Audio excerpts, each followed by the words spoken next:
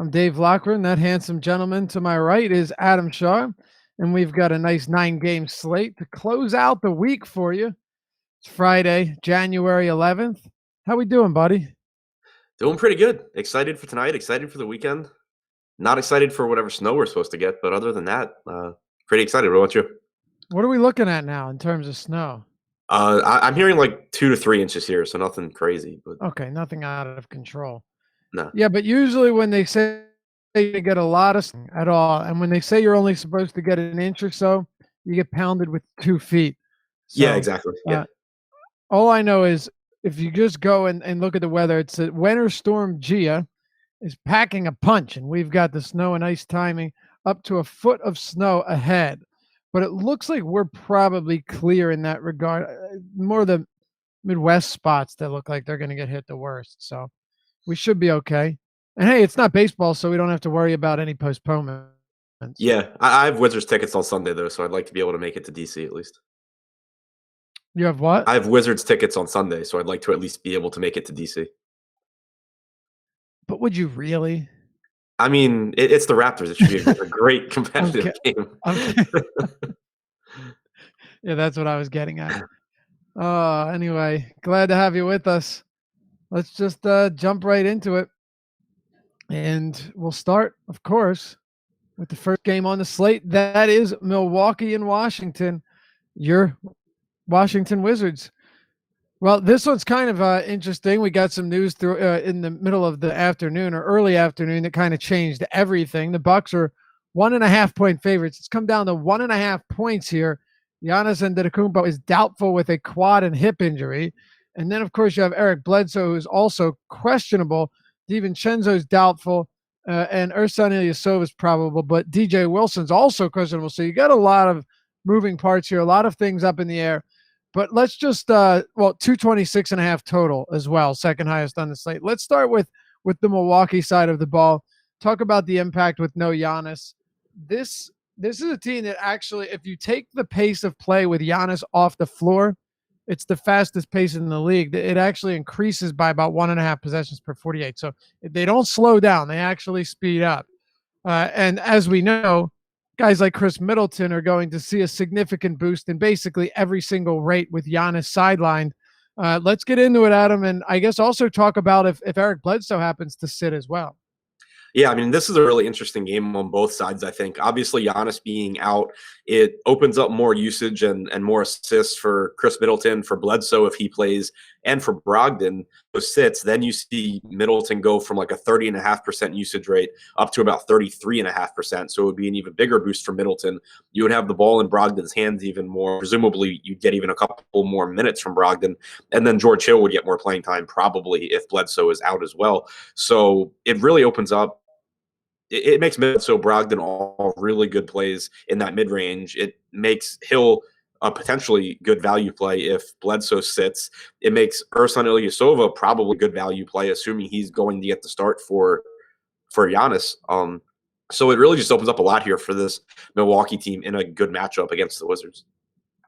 I actually think it makes Giannis or Ersan Ilyasova a really good value play.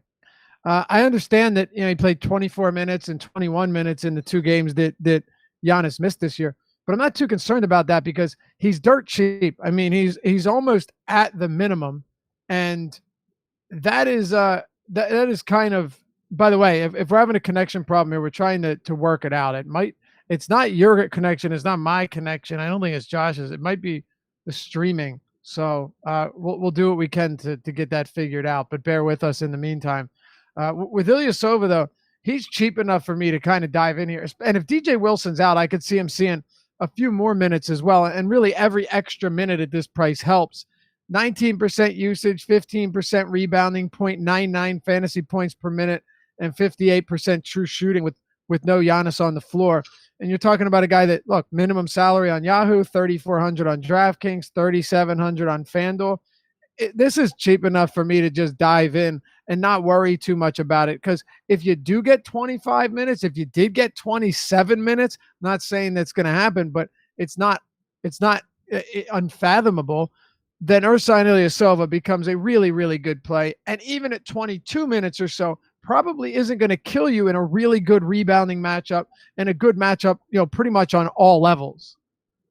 Right. Yeah, I completely agree with you on that. And it's interesting from an ownership perspective as well, because with the just using Royce O'Neal as a quick example, of another basically minimum price value play, we've had that Utah news for, almost 2 days now. So I assume he's going to be higher owned than Ilyasova, but Ilyasova is the more productive player to the point where even if you get 6 or 7 less minutes from Ilyasova, he probably beats O'Neal a pretty decent amount of the time. So, not saying you can't roster both, not saying, don't roster O'Neal, but I think that you probably just get Ilyasova at lower ownership than a couple other value plays as well. I might be saying don't roster O'Neal. And here's my thing, right? If we're looking at Royce O'Neal and he's expected to have considerable ownership, honestly, what percent of the time, just give me a number here. It doesn't have to be particularly accurate, but just in your head. Like right now, we have him around 25% on DraftKings projected ownership.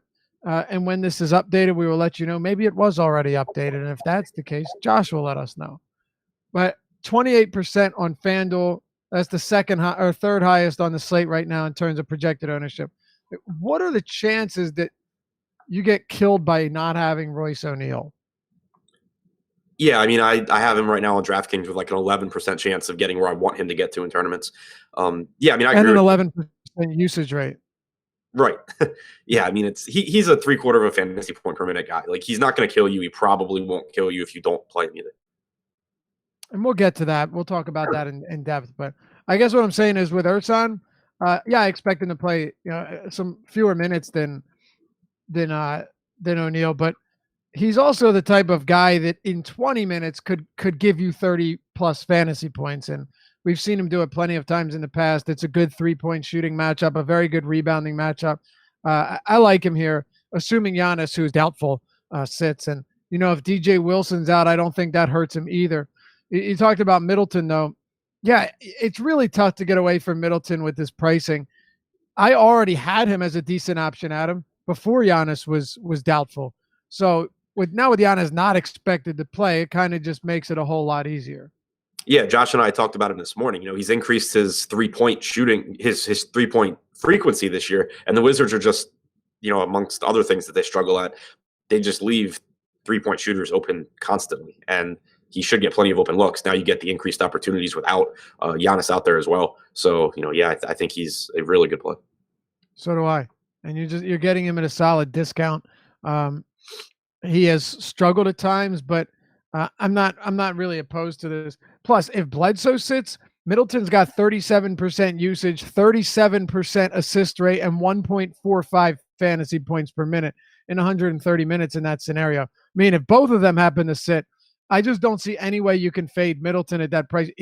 Honestly, think about this. Even in tournaments, fading Middleton at, say, 6,900, 7,200, is there any value in getting away from that when he'd have to have like a historically bad game with those rates to let you down? Right. It puts him into a category where he's essentially like a $9,000 plus player without Giannis and Bledsoe. Right. Yeah, pretty much. The rest of the team, though, is anything else you want to touch on? I know you mentioned Brogdon. I think he's fine. Bledsoe, if he plays, any interest there? Yeah, I like Bledsoe if he plays. He has, since coming to the Bucks, he has a 27.5% usage rate, a 30.7% assist percentage, alongside Middleton without Giannis on the floor. So I think that, he'd be a good play. It's a Washington team that doesn't have a lot in the way of rim protection. And Bledsoe, we know that he's at his best when he can get to the basket. So I think he would be a good play if he does play. Yeah, and I think you'd also see the minutes creep up above 30 again, which is pretty nice at a $6,100 price tag on DraftKings. Really cheap there. Just kind of makes your life easier. But we'll wait for that. $2,100 on Yahoo, by the way, also inexpensive, but that should come to the surprise of nobody. Washington on the other side, Adam. Otto Porter finally saw that game where Scott Brooks did give him the minutes he said he was going to give him. 33, actually. Shot 8 for 15. 6 rebounds. 23 points. 36 fantasy points. Not a bad game. I mean, it wasn't a huge game, but it certainly wasn't bad. And, since he returned from injury, he's come off the bench. He's got a near 28% usage rate and 1.25 fantasy points per minute over the 5-game stretch. Not bad numbers off the bench. No, not at all. And, he played 33 minutes in that game. He could have played more. He was on the floor when basically Washington subbed in their bench because they were up by 15 points or whatever with 3 minutes to go. So I think you could have seen, 34, 35, 36 minutes out of Porter. And then this is a matchup that I think suits all of these Washington, kind of wing players well as far as the minutes they can get, because you have to keep in mind the last 3 games they've played twice against Joel Embiid. They played against Steven Adams. Those are all games where you can't really go as small as you would like to. Now you have Brook Lopez and some combination of Ilyasova and Don Maker at center. I don't think Mahinmi has to play a single minute in this game. I certainly don't think that you see, like 20 plus out of Mahinmi here. So I think that you get more playing time for Thomas Bryant, but also more time at center for, Otto Porter or Jeff Green, to where Porter can play, 34 minutes, but you can still get, 32 or something in that range from Jeff Green. Yeah, for me, Otto Porter price coming down $200 on DraftKings since the last time we talked about him kind of puts him on the map for sure. You said you do or don't like Jeff Green. You do? Yeah, I mean, not as much as I like Porter. Just I like. Right. I think that Green, Bryant, and Porter all can get their minutes in this matchup. I think Ariza probably also gets back up to like 36, 37 minutes here. And having no Giannis on the court, it's defensively it's going to make a pretty significant impact. I mean, really everywhere. They're 1.5 point favorites against the Wizards, Adam. It just goes to show you how much of a difference it makes. All right. Are you did we lose him? I can hear you kind of. Yeah, can you hear me? Yeah, I can hear you fine. I have no idea. Now I can hear you. I couldn't hear you before. Really have no idea what's going on here. I don't know if it's the streaming platform or what it is, but my internet, I actually just ran a speed test and everything looks good on my end, but what are you going to do? Anyway, let's keep it moving here. If there's nothing else you want to talk about. Oh, actually, I did want to say, I don't know if it's going to be tough to get to him because you have Middleton, you have Mitchell, you have Harden, and a bunch of other shooting guards, but this really is not a bad spot for Bradley Beal either. So I like him. Yeah, go ahead. Yeah, so it's just tough because of how deep the shooting guard position is. Right. I did want to talk about Thomas Bryant a little bit more, though.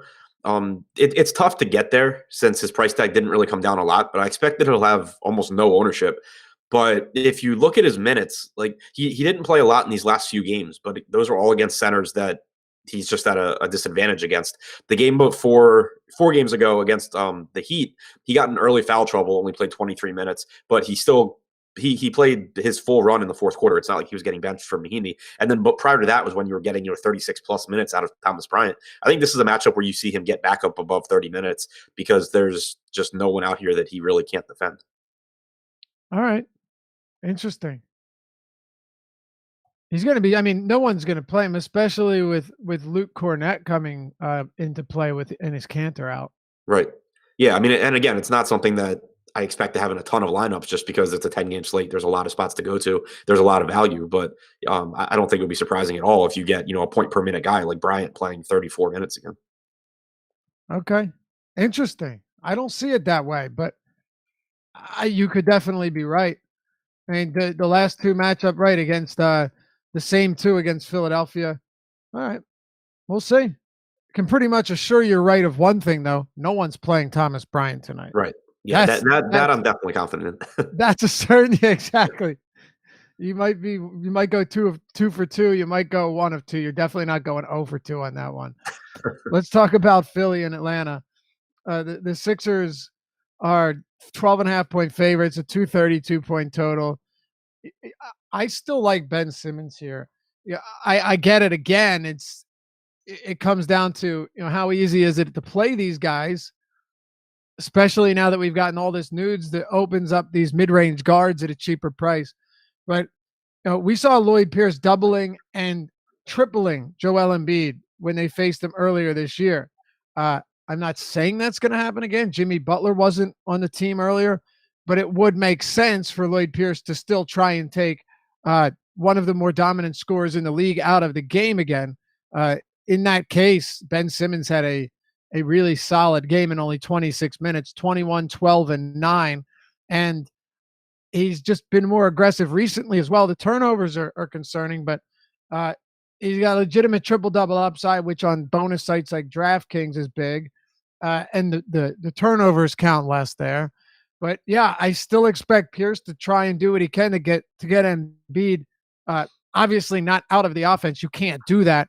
But to some extent, limit the damage that Embiid does. And Ben Simmons has been more willing to be more aggressive when that's been the case lately. What is your take on this Sixers team right now as pretty heavy home favorites against the fastest-paced team in the league? Yeah, I mean, obviously love the matchup for them. I'm with you on Simmons. On FanDuel, I think the price tag is really appealing at only 9,300.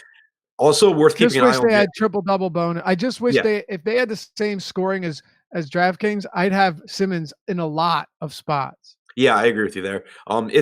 He's also affected by JJ Redick. If you go and look at games Redick's missed, Simmons has picked up more minutes. He played like 41 minutes in their last game, but even prior to that, you were getting closer to 38 minutes than 34. So if Redick's out, I think it's a boost for Simmons as far as playing time goes. So I like him. I like Embiid. It's just tough for me to pay all the way up at center for Embiid. It's tough for me to pay that price tag for Embiid when you have James Harden on this slate as well. So I expect that I'll have more Simmons than Embiid. Jimmy Butler is fine. Like if I get there, I get there, but I certainly prefer Simmons. Me too. He's the guy I think that makes the most sense from a pricing standpoint. Even from a usage standpoint, I expect to see Simmons get good work here. I really do. He's the type of guy that can make life frustrating for you, especially with those 7 first half turnovers the other night. But he still came 2 assists shy of a triple double there. So there's still a lot of upside here. And if you look at Simmons, by the way, since the start of Christmas, or since the start of Christmas, since the day after Christmas, so the 26th, you've seen his usage come up quite heavily here. I mean, he has 28% usage, like 40% assist rate, which is kind of par for the course for him. But he's just the more shooting, even if you're not making all of them, is something I like to see. And by the way, you mentioned with Redick off, over that span with Redick off, he has almost a 30% usage rate and 1.35 fantasy points per minute. So pretty good numbers there. And I think, it's a good call to pay attention to Redick's status, because you'd be replacing him with like Furkan Korkmaz and some TJ McConnell, neither of whom are going to be shooting nearly as much as JJ Redick. But I'm also with you on Embiid. I don't think I'm going here at this cost, with Harden, of course, on the slate. And it can Embiid, he even said after that game, he was like, I need to work on double teams and when they triple me and this and that. And then we saw him come out of that a few games later and look a lot better in that situation. But he still struggles to pass out of double teams. He still struggles in those spots. So it's a place where at that salary, I don't mind saying, all right, I'll go to the guy who has, 50% usage in Harden. But anyway, let's switch over to the other side if you have nothing else on Philly. No, that's it from Philly. All right, well, let's talk about the Hawks here then, Adam. They've, they're not a good team, but they've kept some games competitive recently, and not in the business of predicting blowouts anyway, huh? Right. Yeah. I mean, it's a team that I think certainly can hang in here. I mean, Philadelphia hasn't been the best at closing teams out either. The bench is very, very, very bad. The Sixers bench, very bad. Yeah, exactly. There's nothing of priority for me from Atlanta. There are a couple of tournament value plays that I think are interesting, becoming less interesting as more guys get ruled out on this slate.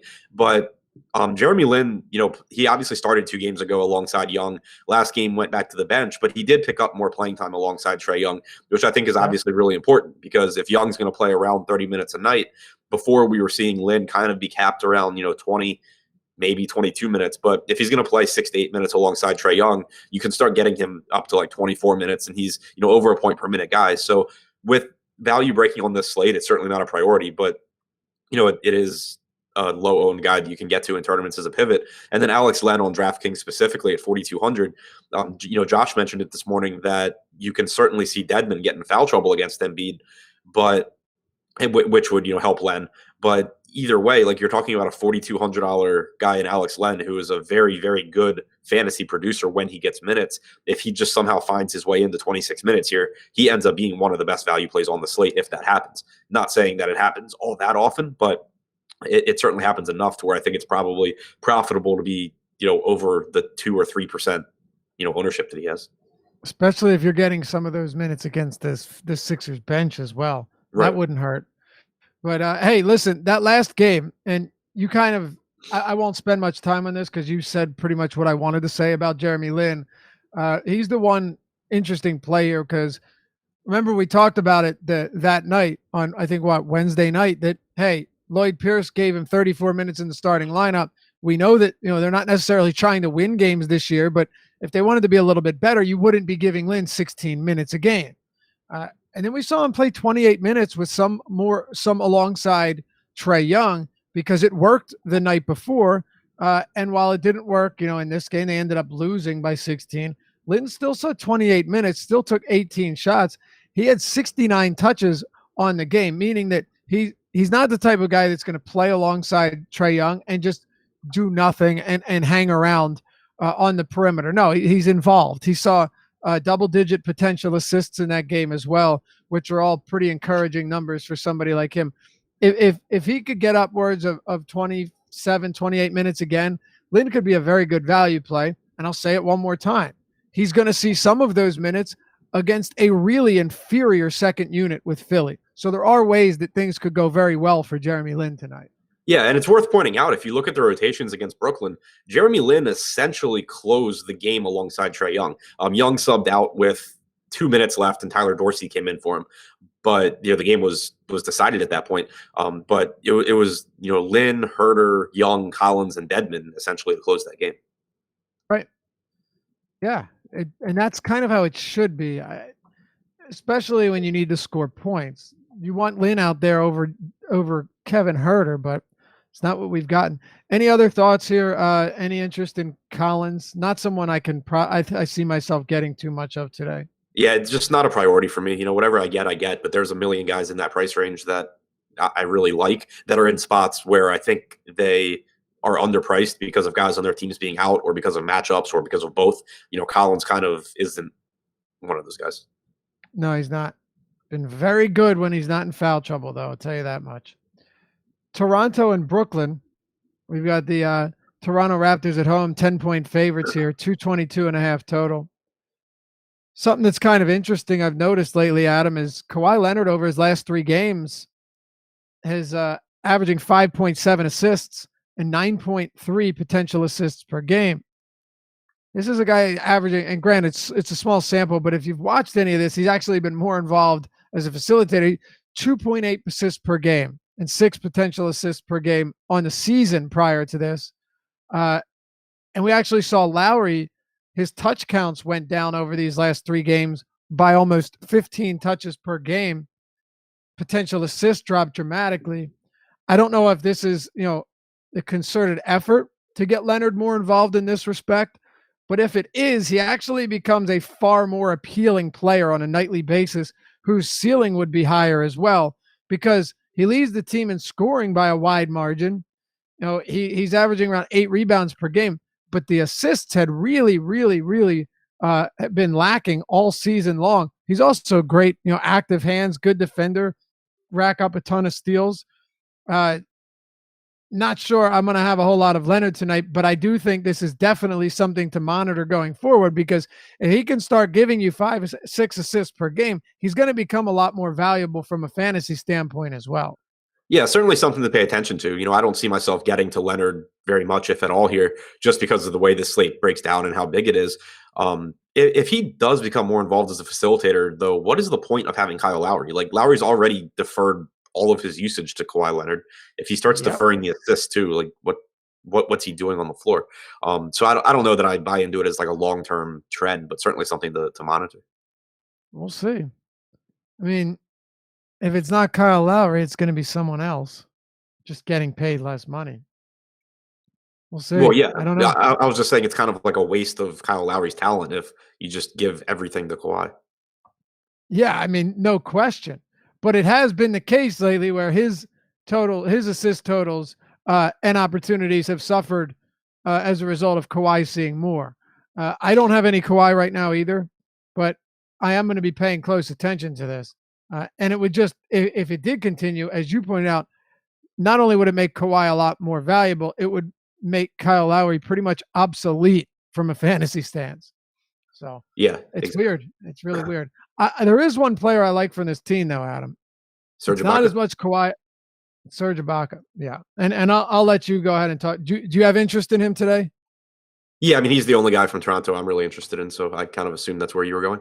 Well, then go. Yeah, I'll I mean, let you talk about it.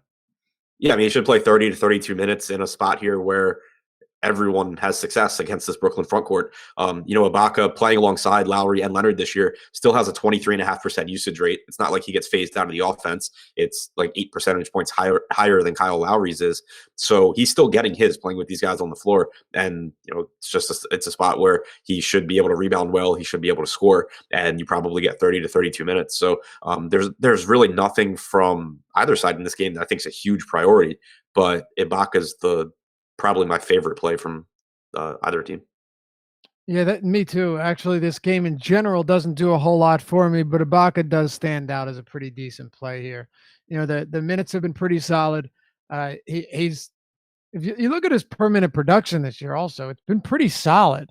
I have no worries about that. He's proven that in good spots, he's very capable of putting up good numbers. That's really all I'm looking for here. I think he's priced right, and have no problem in this. Or no problem with looking at somebody like Serge Ibaka, who you can play a power forward or center on DraftKings, of course. Aside from that, though, I don't know if there's anything else from the game in general that I have. Is there anyone that stands out at all for on the Brooklyn Nets for you?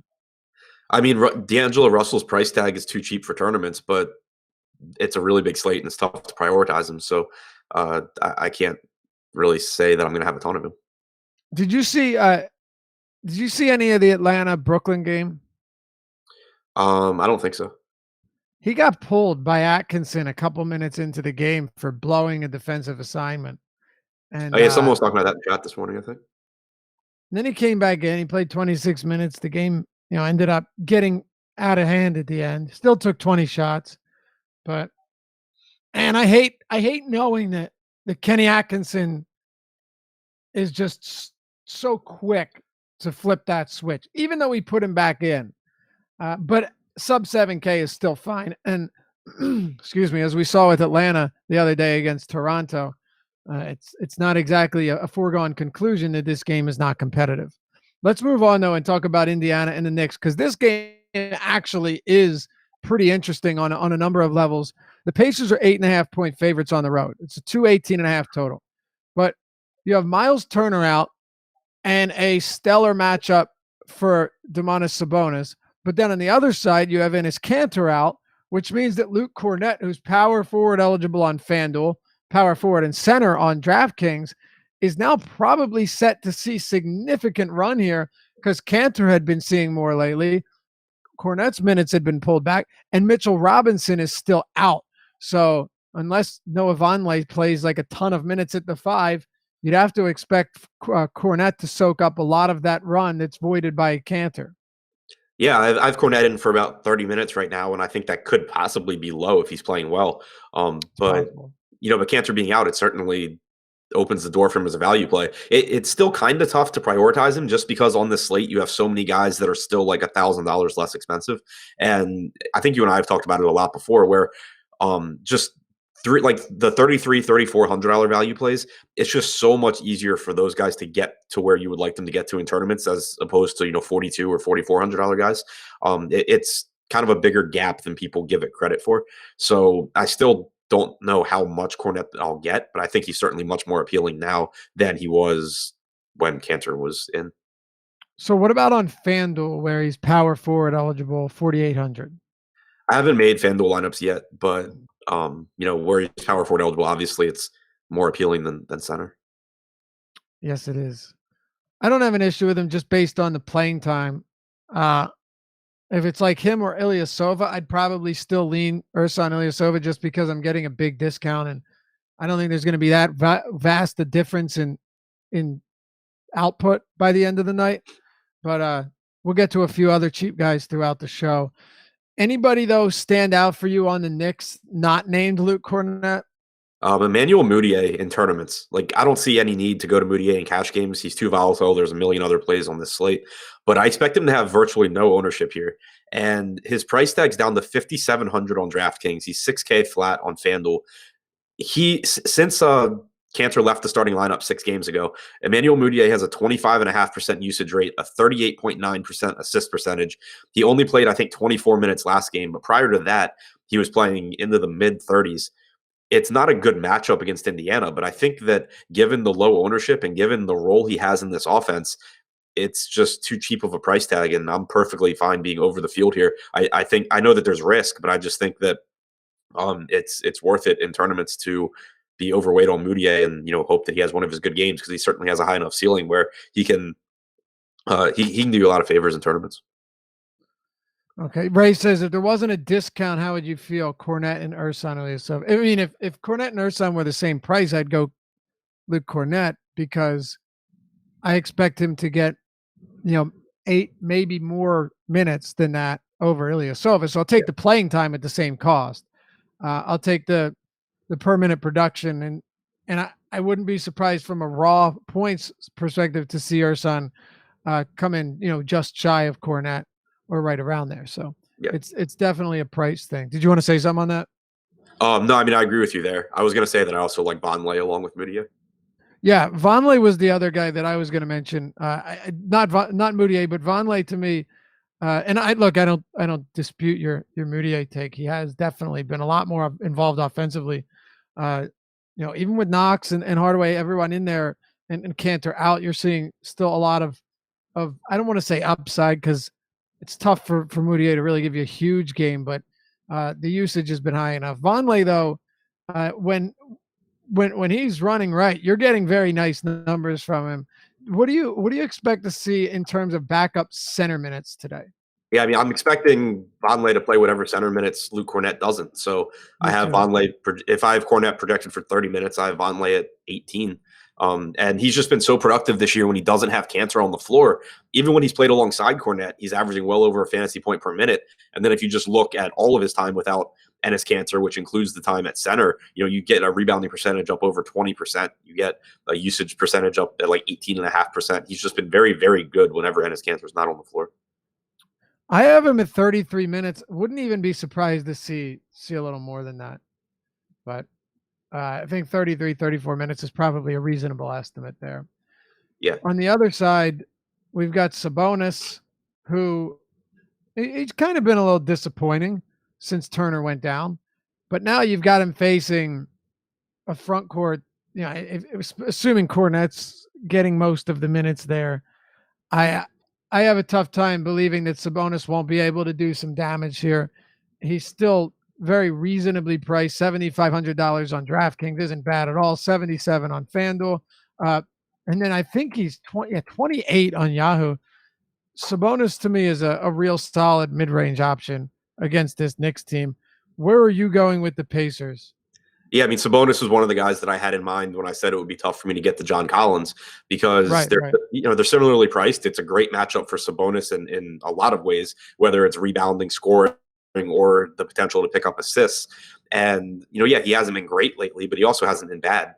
And there's just no reason to think that he struggles here. So, I like him. I think that Thad Young is a perfectly reasonable option as well. Not someone I normally like, but averaging close to a fantasy point per minute since Oladipo came back. Should play around 34 minutes here. Turner being out helps to solidify those minutes. It's obviously a good matchup for him. He's a little underpriced. So those two guys are the ones that really stand out to me from Indiana. EMAC asked in chat about Kyle O'Quinn, and it's really, Kyle O'Quinn can get you a lot of points per minute. It's just that O'Quinn is going to play whatever 48 minus Sabonis's minutes are. So you can't really project him for more than like 16 minutes.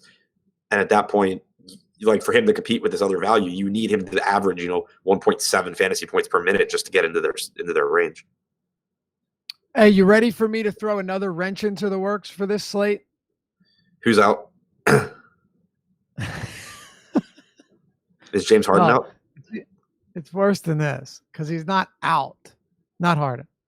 But Joel Embiid is now a game time decision. Oh, good. Now, fortunately, 7 p.m. game. So that's good. It's very good. He and Redick are game time decisions. So with Ben Simmons, I already liked him. If Embiid is out, you know what to do. But let's go ahead and circle back for a moment here before we move on to Minnesota and Dallas and touch this silly Atlanta game. So if Embiid sits, Simmons obviously becomes a stellar play. But then you legitimately have to consider Jimmy Butler again, too, who, with Embiid off the court, has been exponentially more aggressive. And that's not even getting into the value, guys. So let's just travel back through this again, starting with Simmons and Butler. Adam, floor is yours. Yeah, I mean, Butler would become my favorite play here just because he's cheaper than Simmons, and he's really just been a monster offensively when he's played without Embiid. Obviously he disappointed in that game against Portland where Philadelphia just got absolutely run out of the gym. But, he overall, since being acquired, he's been very good when Embiid's not on the floor. So I would like the, price difference between Simmons and Butler. I'd still like Simmons too, but I would just prefer Butler. As far as the value goes, Amir Johnson already ruled out as well. So Moose. Yeah. So Muscala should play as much as he can handle. Jonah Bolden should get a good amount of minutes behind Muscala because we'd already seen Bolden playing behind Wilson Chandler. Now you would get, I imagine, center minutes for Bolden as well. So it would open up, those two guys as value plays. Yeah, not only was Bolden playing behind Chandler, but he was actually taking minutes from Chandler. We had seen Chandler up in the mid-30s, and that dropped down into the mid to high 20s, where Bolden was getting significant run behind him, and then started in place of him and got good minutes there. It's a good point, but Moose will probably get. You could realistically see Moose playing 30 minutes here. I don't think that's a crazy thought if Embiid is out. He would now become the top punt on the slate. I don't know where you stand on that, but at $3,200 on DraftKings, it's very tough to get away from that against Atlanta. 37 on FanDuel, center eligible. Where would he be prioritized for you?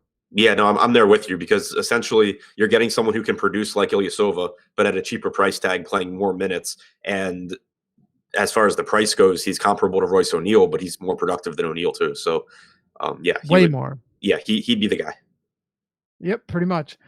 Jimmy Butler with Joel Embiid and Redick off has a 30.5% usage rate, 1.31 fantasy points per minute this season. Not bad at all. With just Embiid off the court, 30% usage rate, 1.29 fantasy points per minute. Solid numbers across the board there. And look, Embiid off the court doesn't only make Butler and Simmons and even Muscala better plays because his usage is off the table and his minutes are voided, but also because this Sixers team has trouble winning when Embiid's not on the floor, Adam. So the chances of this game staying close become higher now that Embiid would potentially be out. Yeah, exactly. It just opens up a lot of stuff here. All right, let's move it on here. If any news breaks, we will break back in and get to those games, of course. Minnesota and Dallas. Oh, and obviously the Live Before Lock crew coming up after us. We'll get to anything that we can't get to or that breaks after this show is over. You got Chris and Eddie taking you up to 7 p.m. Eastern, closing out the week here. And we keep moving on. Minnesota at home against Dallas. Well, the Timberwolves are 5-point favorites, Adam, and you got a 224 total. Karl Anthony Towns has been pretty good. But now Derrick Rose returns, and Jeff Teague is healthy. Outside of Robert Covington, who is out for quite a bit of time now, this is a team where their highest usage guys, at least highest usage guy in Rose, and then, best facilitator in Teague, because we had seen Towns' assist rate climb. Both of them are back on the floor. What does that do for you with Towns now seeing a price that's been elevated with those guys out? It's tough for me to get there. It's nothing against Towns, and it's nothing against the matchup. But on this slate, where you have James Harden, you potentially have Joel Embiid, and then you have a very deep mid range and a ton of value. It's just hard for me to prioritize Towns when his price tag has increased just in time for the team to mostly get fully healthy, like you said, with Teague and Rose back, two facilitators, and in Rose's case, a high usage guy. Not to mention, we still don't know exactly what the coaching change does to Karl-Anthony Towns' minutes. He was in foul trouble last game, so we can't really take anything away from that. I have him projected for 36 minutes, but there's nothing to say Ryan Saunders doesn't decide that Towns needs to play 34 minutes a game. It's just not that I think that's very likely, but it's just one more unknown on a slate where there's a lot of stuff we do know. So I don't really see getting to anything from this Minnesota team with much frequency just because their price tags have all come up at the same time that the team's getting healthier. Exactly. That's what makes it difficult. When you're getting the good value on them when everyone's out, it pretty much means that I don't want to say they're priced out of play. Towns is still capable of having, really solid games no matter who's healthy. But, we were getting Towns at 9,300 with Rose and Teague out. Now you're paying 10-2 for him. And then 10-4 on FanDuel, but mostly on DraftKings where he'd been priced. Now you're paying above 10K for him with Rose and Teague healthy. It's just tough to get there for me. This is actually a game in general that I am very, very low on, and a lot of it comes down to pricing. Now, you may have a different opinion than me on Luka Doncic, but the same thing that goes for Bradley Beal in terms of getting hard to get there, especially if Embiid is out, because Butler's into the mix now. Luka Doncic is just a guy that 8,400 saying, all right, he could maybe get me, 47, 50 fantasy points, but I could probably get that cheaper in better spots. It's just I can't get there tonight. Maybe you can. No, that's exactly where I'm at. I love Luka Doncic. He played almost 36 minutes last game. He has a 32% assist percentage and a 30% usage rate without Dennis Smith Jr. I love Luka Doncic here on a different slate, just not on this one. I mean, it's just one of those where you can, if you get a bunch of Luka Doncic, what's probably going to happen is you're going to look at Luka Doncic's score and you're going to be like, damn, he did really well. I can't believe people didn't play him. How am I not winning tournaments? And it's going to be because there's people $1,000 cheaper that scored just as many points. Exactly. And just to give you names of a few of them, Chris Middleton, possibly Jimmy Butler, Donovan Mitchell, who, well, we'll get to that game and our expectations. Those are just three right around his price point, and that's not even with some of the injury news that we're still waiting on. Eric Bledsoe, by the way, remains a game-time decision. We still have no word on him. Giannis remains doubtful here, so hopefully we'll get this news very soon. It would make our lives a whole lot easier. But I'm all right to move on, and it seems like you are as well, so let's go ahead and do it. Maxey. Oh, you do like Maxi Kleber here? Okay. Yeah, I mean, I expect Kleber to start again, especially against this big Minnesota front court. And I have him playing 28 minutes. He's basically a point per minute guy. I think Kleber's one of the best value plays on the slate. All right. Yeah, I had him a few less minutes than that. So Dirk's going to play. I guess I'll put him around like 14 minutes or so. I have him at 12, but yeah. Yeah, okay. Same thing. I mean, that's not making much of a difference. So you still got Maxey at 28. I think that all right. I took all of Jalen Brunson's minutes away and gave him the Dirk. Oh, hey, by the way, did you see how many minutes Oh, I can't even remember his name because he stinks so bad. Yogi Ferrell played yesterday? No. No? I saw he played. I didn't see how many. I think like 26. How many? It cut out. I didn't hear you. Oh, I think 26. Oh, wow. Yeah. And Harry Giles played exclusively all of the backup center minutes. Oh, so Cooper's actually didn't play. I don't think he did. I know that Cauley Stein and I mean, it would make sense that he didn't. Cauley Stein and Harry Giles, their minutes equaled exactly 48 minutes. Yeah. So here's the tweet. Joel Embiid was unable to finish morning shoot around due to his ankle. He left early to receive treatment. Now, just one man's opinion. If you're facing the Hawks at home and your best player had an ankle injury, minor or not, it would seem logical that he's closer to not playing. Unless, of course, this is that type of reporting where it's like, all right, they just told him to take the rest of the morning off. And that's where we get into trouble, because you hear, oh, he couldn't finish walkthrough or shoot around, when on the surface that sounds bad, but we don't know if it was like, oh yeah, he just, he caught a stinger in his ankle, maybe turned it the wrong way, and they said, okay, go get some treatment. You're finished for the day. We don't want to make it worse when it's really nothing. Right. Yeah. No, that's exactly what I was going to say. Like, it sounds closer to doubtful to me, but you have to keep in mind, anytime a beat writer puts their own spin on something and it's not a direct quote from a coach, it's how they're interpreting something, and they're wrong a lot.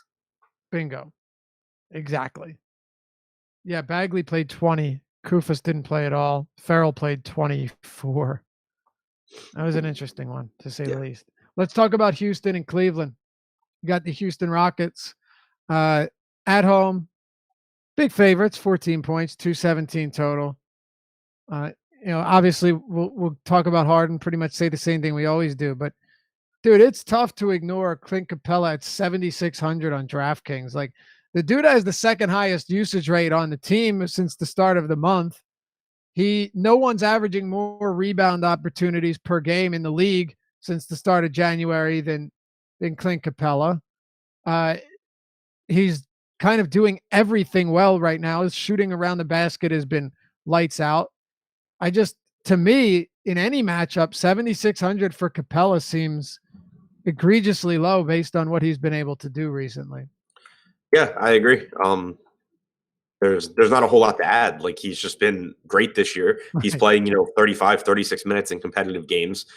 He's the second best player on their team by a massively wide margin right now.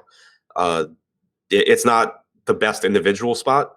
Like, Cleveland's terrible defensively, but Tristan Thompson can actually do a pretty good job of limiting opposing bigs, but I'm not really concerned about that either. There's just no reason for me not to like Capella.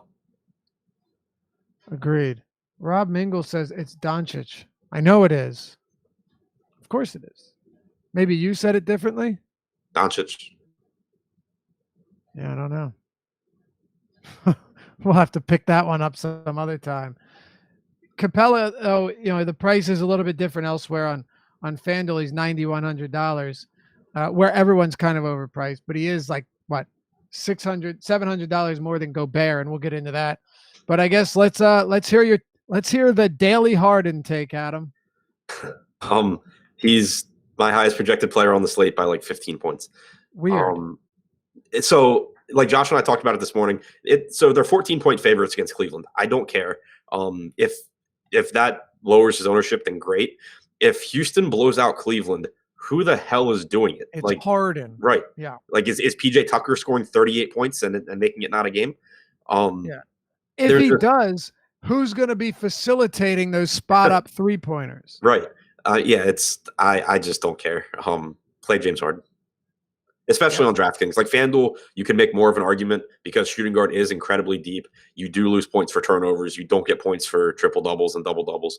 But on DraftKings, where you can play Harden at point guard if you want to, and you can play, other guys at different positions, there's really just no reason not to have him as a top play, because it's James Harden. Since Paul's injury, the guy has a 46.5% usage rate. He's got a 54% assist percentage and a double-digit rebounding percentage, and he's playing 38 to 40 minutes a night.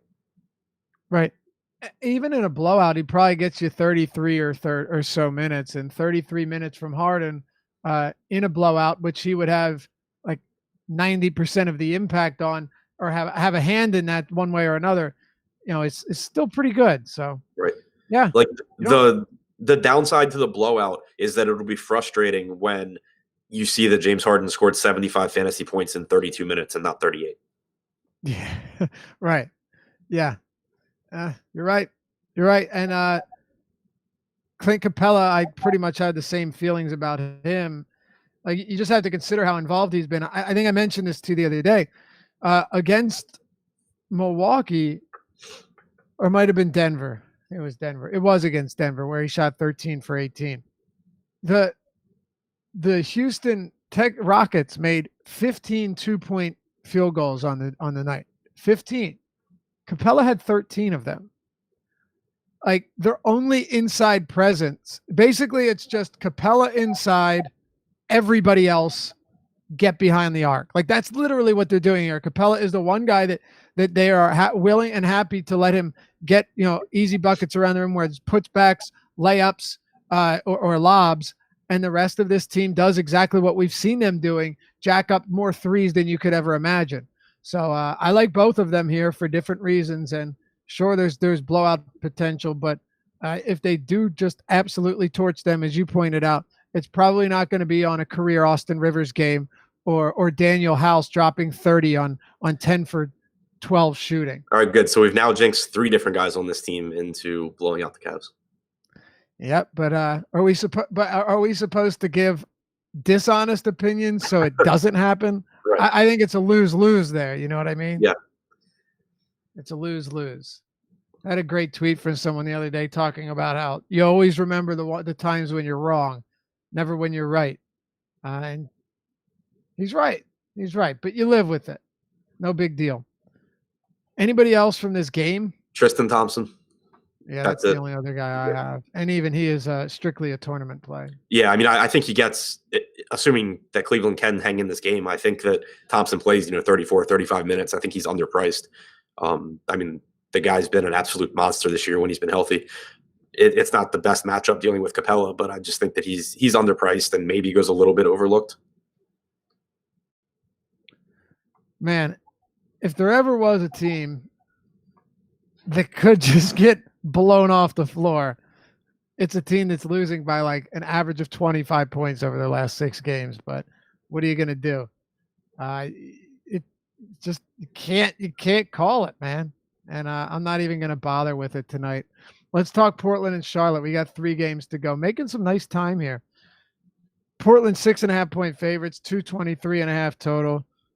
This probably isn't a surprise to you, but since Cody Zeller went down and guys like Bismack Biyombo and Willie Hernan-Gomez and Frank Kaminsky are soaking up the center run, no team has been worse against centers than the Charlotte Hornets. And it's kind of not a surprise given their personnel at the position. Yeah, obviously a really good spot for Nurk. What do you got here? So yeah, I mean, not a ton from this game for me, just at least compared to other plays on the slate. I think it's a good spot for Nurkic. I like him, especially on DraftKings. I don't mind pairing Lillard and Walker. I think Josh and I talked about it this morning, and I think it made a lot of sense. Like, I don't think Lillard or Walker individually are great plays, but I think that there's probably a pretty high percentage of those games where like Lillard goes nuts that Kemba also goes nuts and vice versa. So where I do get them, I think, and I don't normally make groups like this, especially on bigger slates, but with the way this one breaks down, I do think that I want my Lillard with my Kemba. So I will probably do that. Outside of Nurkic, though, there's really nothing from the Portland side that I'm that interested in. Yeah, pretty much. I'm on the same page. I mean, obviously, if Lillard was out, we'd be having a totally different conversation here, but he's not. We got that news early, fortunately enough. I do think Nurkic is in a very good spot, though. This could be a matchup where he just dominates. Yep. So I like him. 8,100 on DraftKings is very, very reasonable. And what 30? I think him and Capella are both 35 on Yahoo. So I actually would probably go Nurkic there at the same price. On the Charlotte side, you talked about Kemba. If you're pairing him with Lillard on the other side and running it back with something, aside from that, I don't have a thing from Charlotte. Do you? Nope. All right. Well, Utah and the LA Lakers. Utah's got no one left. No one left at point guard unless they want to run. The hell's his name? Naz Mitru Long. That's his name. But my expectation, Utah still 8-point favorites, by the way, 215.5 total. My expectation is Mitchell slides over to the point.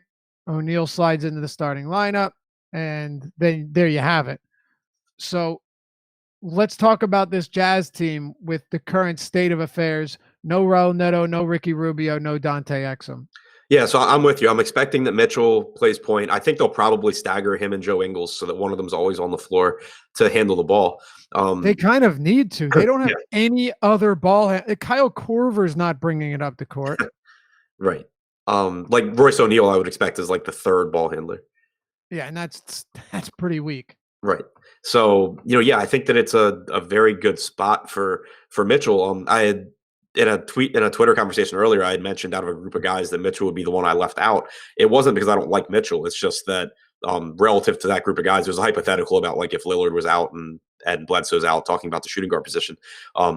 It's just that Mitchell is the most expensive. I still really like him here. If you go back to the start of last season, and he's actually played over 300 minutes without any of Alec Burks, Dante Exum, Raul Neto, Ricky Rubio, or Rodney Hood on the floor, which I was kind of surprised to see. If you don't factor Hood out, it's over 600. But without any of those guys on the floor, you have a 33.2% usage rate for Donovan Mitchell. He's averaged 1.1 fantasy points per minute, 25.6% assist percentage. The Lakers' defense has been good, but it is a huge pace-up spot for Utah. And I expect Mitchell to play around 38 minutes. So, he comes in as a very good play. He is more expensive than these other guys that we've talked about, though, like Chris Middleton, like potentially Jimmy Butler. So it's not it's not that anyone's ever like a lock, but it's not a lock just because of how deep this position is on this particular slate. But, I do really like him. Beyond him, though, it's a boost for Joe Ingles, who's especially valuable as a small forward on FanDuel. He's played 270 minutes without any of those guys on the floor, 19.5% usage, 26.9% assist percentage, 0.8 fantasy points per minute. So not great production, but the opportunity is certainly there. And then, Royce O'Neal has averaged about 0.7 fantasy points per minute in 304 minutes, 13% usage, 12% assists, 11% rebound percentage. Stellar. Yeah, I mean, but he's 3,300. He's the minimum on FanDuel. He probably won't kill you. He probably won't win you anything. It opens stuff up at other positions. So kind of whatever of him I get, I'm fine with, but I'm not going to be like scared of not having Royce O'Neal. My Royce O'Neal exposure will go down significantly if Joel Embiid is out. I Like agree with you. I'll just find ways to get away from that. I know that small forward's not very deep, and that kind of is another thing there. But then you get somebody like Butler on DraftKings that opens it up a little bit more, and you're gonna have some ways to differentiate. But I agree with you on Mitchell. I definitely like Mitchell. There's no question. And if you get him starting at the point here, even like you're like, oh, Raul Neto off, that doesn't do a thing. Well, it kind of does because that's just one more player. It's just one more player that can handle some facilitating work that is not on the team or that's not active. I mean, if you really think about it, Joe Ingles leads the team in assist rate with Ricky Rubio off and with Dante Exum off along with Rubio. And it's not a big surprise. Mitchell's a shoot first guy, but he's gonna have to work as just the point man, as the primary ball handler, and as a facilitator. So I still like him a lot. I don't have him as a must play. I think that's kind of where I'm a little bit. I don't think you do either. No. I would imagine we're pretty much on the same page here. And Mitchell, or if you're still trying to go here, Ingles is a perfectly reasonable play at his price point, and I expect to see him get more than enough work. And I'll leave it off there when it comes to O'Neal because there's nothing I can add. The rates are awful, but he's going to get minutes, and if we don't get injury news that breaks the way we want it to, then he's more appealing. But otherwise, I will probably do my best to not land on too much O'Neal. I'll try and put it in.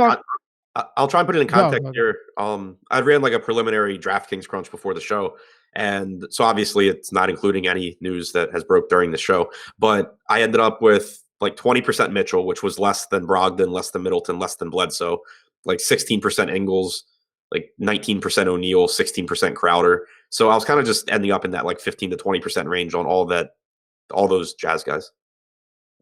Yeah, exactly. That's pretty much where I think that's pretty much where you'd want to be. We have a question. Any love for Korver, Adam? Love, no. Like if he ends up in some lineups, I think that's fine. I think that he probably plays 25, 26 minutes. He's not someone that I expect to pick up a facilitator role, though. And actually having fewer facilitators on the floor can be bad for him. So it's not a spot where I expect him to do great, but you are talking about a Utah team that's short on bodies, and he's probably going to be one of the guys that no one really goes to. So, like, as a pivot off of Royce O'Neal, I think it's fine from an ownership standpoint. It's just not that there's no reason to think Kyle Korver really does better here than any other game. Right. He's going to get minutes. You can say that much for him.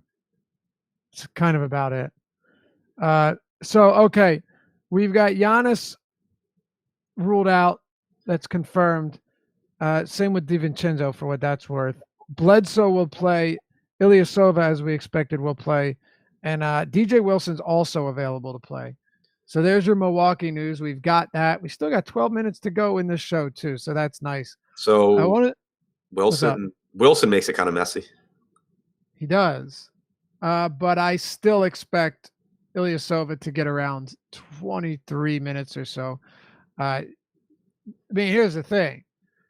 Ersan was already seeing, it's like, last game 17, 11, 13, 19, 16. Granted, some of these were blowouts. So let's just put it around 15 minutes. So if you take Giannis off the court in a game that, in a competitive game, you're getting around 35 to 37 recently from Giannis. We'll say 35. That's still 35 minutes that aren't there. So you don't need that much additional playing time from Ilyasova to make him viable at almost minimum salary. So I'm really not too worried about DJ Wilson. But you can give me your take on that. Happy to listen. Yeah, I mean, I guess the only spot that we can really compare it to is December 10th. Ilyasova got a start for Giannis. He played 21 minutes in that game, but Wilson he 13, did. Right? Yeah, Wilson played 13.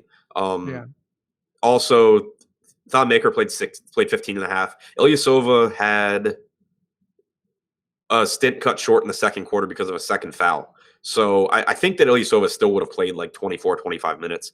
Wilson has kind of become more of a favorite since then for the Bucks, but I still think that you can pretty confidently give Ilyasova around 24 minutes. Yeah, me too. Because let's look at the front court rotation for a second because we have some time here. Brook Lopez, Ilyasova, Thon Maker, Jason Smith, and then DJ Wilson. Jason Smith hasn't played since the 4th. I mean, I don't really think he's going to see much of an uptick here. I think you could put. I still have Ilyasova at 24 minutes, and I'm okay with that. Yeah. Also, just kind of thinking through how I broke down the rotation earlier, I'm okay with it because I had Tony Snell picking up like 18 minutes at the 4. And I had Sterling Brown playing 24 minutes. I can easily cut some minutes off Sterling Brown, give Tony Snell more run at the 3, and that opens up DJ Wilson minutes. Exactly. Right. I think that would be the most sensible rotation here. Not to say that Budenholzer's always, gone with what I would like, but I think that's what we can expect. And again, Ilyasova is cheap enough to where you're not paying $4,500 and hoping for 24 minutes. You're paying 34, 37 on FanDuel. He's cheap. Rudy Gobert. What's your take on Gobert, specifically on FanDuel where he's 8,400 and you're actually getting a pretty steep discount from guys like Capella and Nurkic, whereas on DraftKings that's not the case. He's more expensive than Capella and $100 separated from Yusuf Nurkic. Yeah, I think he's a much better play on FanDuel. I didn't get much at all in that DraftKings crunch. Granted, again, it can change, but you also just have cheap power forward guys on DraftKings that are center eligible. You have Maxi Kleber that you can play at center, as a value play. You have Sabonis at center. So it's just tougher to get there in addition to him being more expensive than Nurkic and Capella. On FanDuel, I think just a much, much better play. Yep, me too. Significantly better. Because with DraftKings, there's a lot of alternatives. On FanDuel, you know what it is, and we talk about this almost every show. You kind of have to take what they give you at center on FanDuel.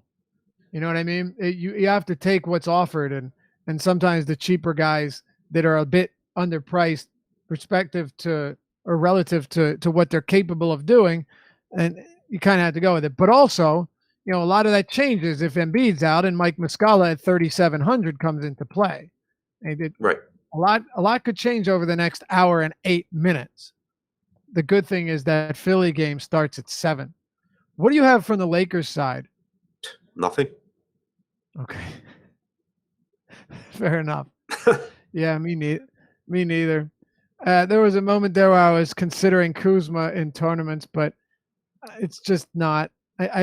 especially with all these developments throughout the day.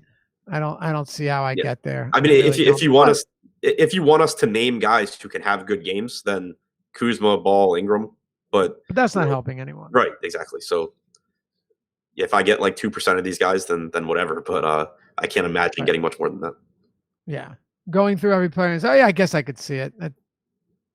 Then why are we here? So the thing is with the Lakers, they are. I mean, since LeBron's been out, it's been a wild ride because defensively they've been stellar. They've been really good. But the reason they're either losing games by a lot or every game is competitive against bad teams is because defensively they've been as bad as they've been good on offense or on defense. Sorry. They've been really bad offensively to the point where they are worst or second worst in the league since LeBron went down. And that means that the elevated pace here is going to help out Utah because the Lakers have actually been pretty good defensively. Okay, let's talk about the last game on the slate. Before we do, I want to let you know, you hear us reference the ownership projections and the deep dive that Adam and I write each day, rotating. And, Alex Baker, Awesemo himself, his projections, his rankings, the lineup builder, the Fantasy Cruncher add-on, all that great stuff that we have over at awesemo.com. Well, right now, we are giving 50% off the first month if you sign up using the code Deeper Dive. It's one word, Deeper Dive, all one word. Bottom right corner of the screen, you'll see it right there, Deeper Dive, right under Adam's beautiful mug. All you do is go to Join Now on the homepage. You'll see it in the top right corner. Select your plan, and you can do it with or without the Fantasy Cruncher add-on. You'll see all of that there. Once you select your plan, you'll be redirected to another page. You put in information. It takes like 10 seconds. Then you click on the coupon where you put in Deeper Dive, again, one word, and you are good to go. So check it out. 50% off, half off your first month at awesemo.com by using Deeper Dive. Hopefully we will see you there. Adam, last game here. Let's get it done, man. Golden State and Chicago. The Warriors are 15.5-point favorites, 219.5 total. They let teams hang around at home, though. Look at their net rating by quarter at home. It's crazy. And by half. They have the 18th best or 12th worst net rating at home in the first half this season. But before I toss it over to you, I just wanted to mention something that I had showed you this morning. Some pretty wild stats when it comes to Chris Dunn. So since Zach LaVine came back on the 26th of December, Chris Dunn leads the team in touches with almost 80 per game and leads the team in potential assists with 12.6. Really solid numbers. About 22% usage. We'll take that as well. LaVine over that span has seen his touch count go down to 47 and potential assists at 4.6 per game. Way down from those 28 games or so he played without Dunn to start the year. So the point is here, Adam, that just because LaVine's healthy and Markkanen's in the lineup doesn't mean that Chris Dunn hasn't seen a whole lot of opportunity since returning and since this team has begun to get healthy. Yeah, and I think that's really important to pay attention to because we had virtually no sample size of these guys being healthy at the same time going back to last year. So, you can guess as much as you want at how it's going to work out. But we've now gotten to, 6 games that LaVine has started since coming back. And Dunn has a 22.5% usage rate with a 40% assist percentage over those 6 games. LaVine has almost a 29% usage rate, but the assist percentage has dropped to 13%. He just has the ball in his hands less than he did when he's playing with Ryan Arcidiacono or whoever the hell else was playing point guard for Chicago this year.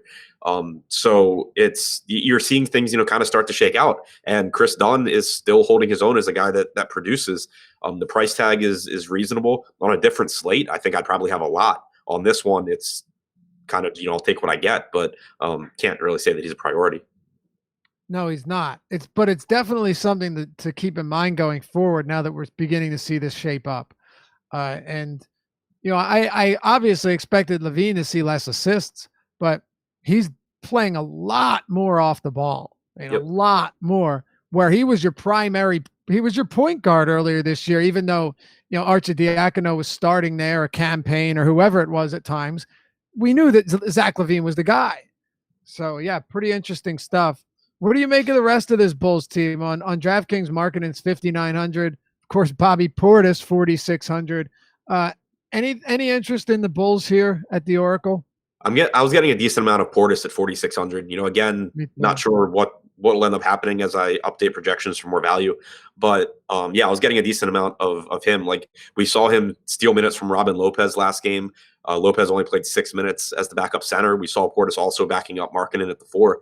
So if Portis can get around 24 minutes in this spot against Golden State, which shouldn't be difficult. Like, it's not like they play big. It's not like there's any need for Robin Lopez to play more minutes. I think that at 4,600, that's a pretty high upside play. Ringrim's so mad about your Lakers analysis, which was basically nothing. Kicks good. Warriors scored 149 points versus Bulls game 1. Yes, they did. This is game 2. And to be, at least if we're going to be fair, and we're talking like blowouts here, I don't know what he's getting at. And of course this game could blow out. There's a 16-point spread. But I don't believe that Markkanen or Dunn were healthy there. I don't think Levine played that game either. Maybe he did.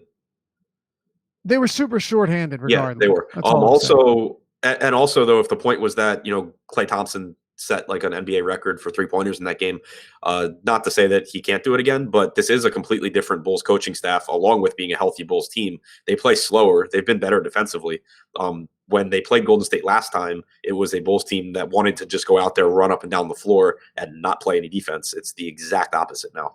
Not to say that, someone on Golden State isn't going to have a good game, but I do think that Golden State, all the guys are priced really to where they should be, with the exception maybe of Kevon Looney. But with all the value on the slate, I don't even really need to get there.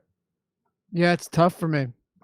I think I'm going to throw some darts at a couple of these Bulls players because they're cheap. Yep. But aside from that, I don't see myself getting the much Warriors. You got anything else on this one? No, same boat. All right, well, that'll do it for us. Appreciate you guys being with us. As always, we wish you the best of luck. Have a great weekend. And hey, if you enjoy the show, please hit us with a thumbs up, like the video. It helps us quite a bit, and we really appreciate it. Subscribe and hit that notification bell as well so you know when all of our live streams are going to drop. Good luck tonight. Have a great weekend. Adam and I will see you back here Monday on the Deeper Dive. Stick around. Live Before Lock coming up next. Good show, guys. Cool. Good luck, guys. Good luck, guys.